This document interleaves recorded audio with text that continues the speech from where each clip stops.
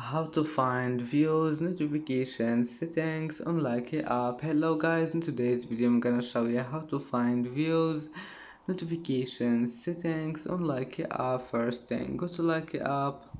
Here you will find this three lines in top corner. Click on it and then just click settings, and here you will find this one here, notifications. Click on it and go down until you find views, and as you see here you can manage views, notifications, settings and like app. All you need to do is just one click on it, and that's it.